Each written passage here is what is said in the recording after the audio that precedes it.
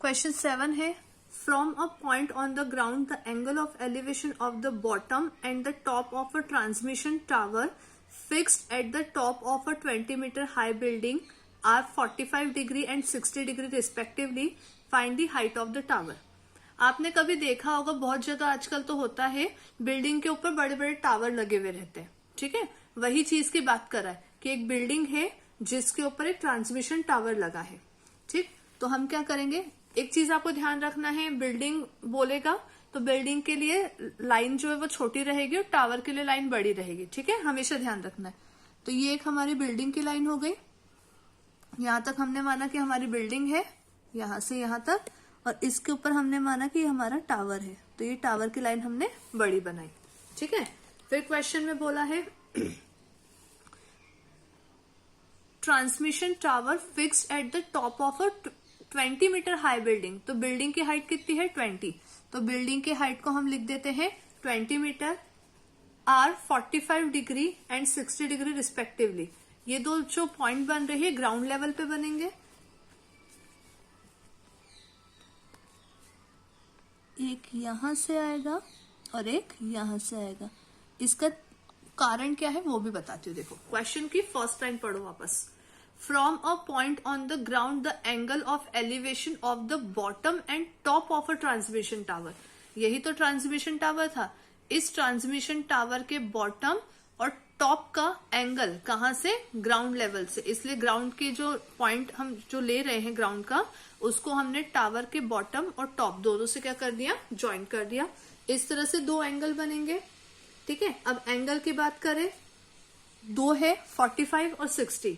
इसके पहले भी मैंने बताया था, जिस चीज को देखते टाइम आपको गर्दन ज्यादा ऊंची करनी पड़ेगी वो एंगल आपका बड़ा होगा। अब इस पॉइंट पे इमेजिन कीजिए आप कहीं खड़े हैं, आपके सामने एक बिल्डिंग है और उसके ऊपर टावर लगा है।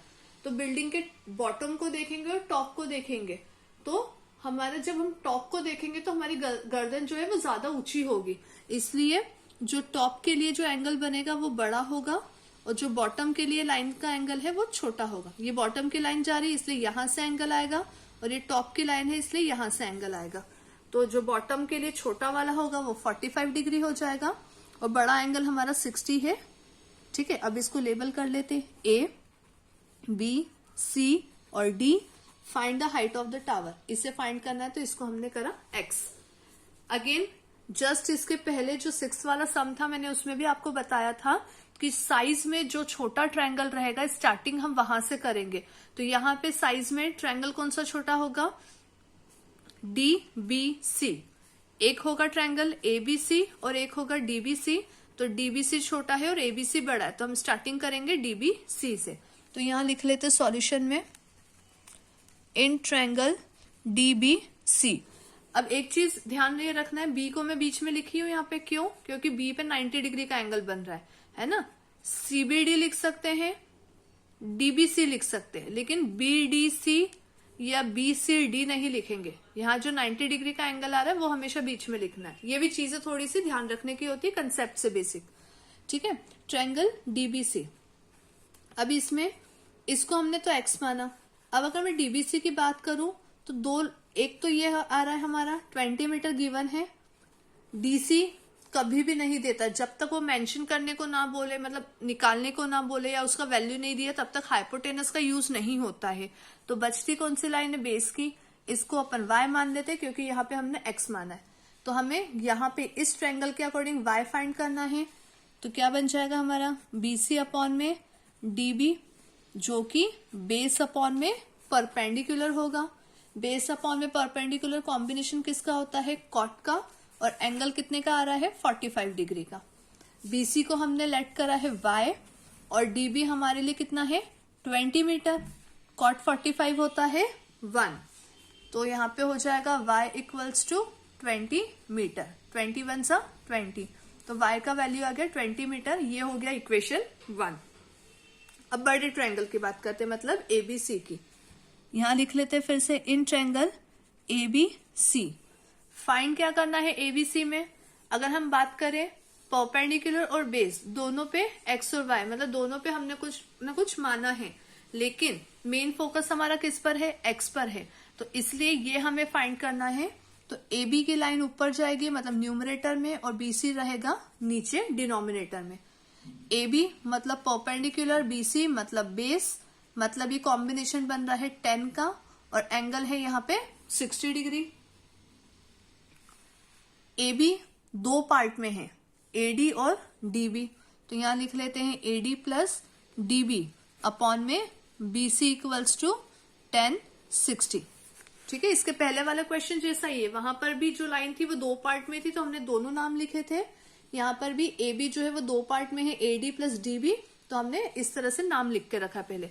अब अगर ए डी की बात करें तो ए डी को हमने x माना है और डी बी जो है वो 20 है, तो ऐसा लिख लेते हैं यहाँ पे x प्लस 20 अपॉन में बी सी को क्या माना है y इक्वल्स टू 10 60 होता है √3।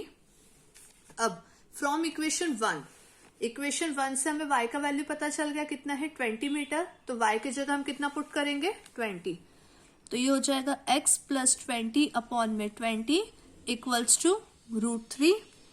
x का वैल्यू फाइंड करना है तो हम पहले 20 को शिफ्ट करेंगे, तो x प्लस 20 इक्वल्स टू 20√3, तो x इक्वल्स टू 20√3 माइनस 20, ये प्लस का 20 शिफ्ट किया तो माइनस का।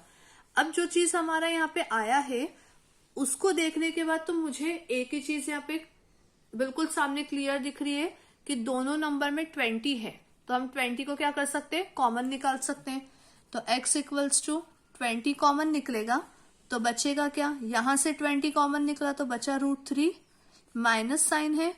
जब नंबर खुद ही कॉमन चला जाता है तो उसके जगह आता है हमेशा 1। ये 20 खुद कॉमन चला गया तो 20 की जगह बचे में क्या लिखेंगे, रिमाइंडर बचा 1, तो 20√3 माइनस 1, ये हमारा क्या हो जाएगा x का वैल्यू। ठीक है, ये हमारा आंसर हो जाएगा। बुक के अकॉर्डिंग देखें तो बुक में भी आंसर 20 ब्रैकेट में √3 माइनस 1 मीटर यही दिया हुआ है। ठीक है, एग्जैक्ट वैल्यू हमें अगर निकालनी है, मतलब एग्जैक्ट वैल्यू मीटर में, कभी भी हम इस तरह से नहीं देखते ना, कहीं पे हम कोई चीज मेजर कर रहे तो इस तरह से नहीं होती, या तो 50 मीटर 30 मीटर 35 मीटर 40 मीटर ऐसे एग्जैक्ट नंबर होता है। तो आप चाहो तो इसको आगे भी सॉल्व कर सकते हो, तो उसको आगे सॉल्व करने के लिए हमें क्या करना पड़ेगा, √3 की जगह वैल्यू पुट करनी पड़ेगी। मैं आपको इस सम में सॉल्यूशन करके बता देती हूँ, आगे अगर आपको सॉल्व करना है तो आप किस तरह से कर सकते हो। ये हमारे बुक के अकॉर्डिंग आंसर आ चुका है। ठीक है, इसके आगे अगर हम सॉल्यूशन करते हैं तो वो कैसे करेंगे, 20 √3 का वैल्यू होता है 1.732 माइनस का 1 एज इट इज। 20 1.732 में से 1 माइनस करेंगे तो 1 में से 1 माइनस होगा, 0.732 बचेगा, इन दोनों को मल्टीप्लाई कर देंगे तो हमारा आंसर एग्जैक्ट मीटर में आ जाएगा। ठीक है, देखिए 2 का मल्टी कर लीजिए, 2 2 सा 4, 2 3 सा 6, 2 7 सा 14, 2 का मल्टी कर लिया, साथ में 0 था, 0 लास्ट में लगाया। अब डेसिमल काउंट कर लेंगे, 3 डिजिटेड डेसिमल के बाद 1 2 3 यहां लगा देंगे डेसिमल, तो एग्जैक्ट अगर नंबर की बात करें तो 14.640 मीटर, ये हमारा आंसर हो गया एग्जैक्ट, और ये आंसर हो गया हमारा बुक के अकॉर्डिंग। ठीक है, तो आप दोनों तरफ से प्रैक्टिस कीजिए, क्योंकि अभी हम जो सम करते हैं हमारे सामने आंसर शीट होती है तो हमें पता है कि आंसर कितना आ रहा है, क्या आ रहा है, बट एग्जाम में नहीं होती है। तो आप, मेरा प्रेफरेंस आपके लिए ये रहेगा कि आप दोनों तरीके से, मतलब यहां तक करने के बाद इस चीज को भी कंप्लीट करके आइए। ठीक है, एग्जामिनर किस पॉइंट के अकॉर्डिंग आंसर चाहता है वो हमें नहीं पता, तो हम कंप्लीट सॉल्यूशन करके देंगे, ये भी और ये भी। तो जब आप आंसर लिखेंगे हेडिंग में आंसर डाल के ये भी लिखिए और ये भी लिखिए। ठीक है, तो कोई भी नंबर कट होने का हमारा कोई चांस नहीं रहेगा। ठीक है।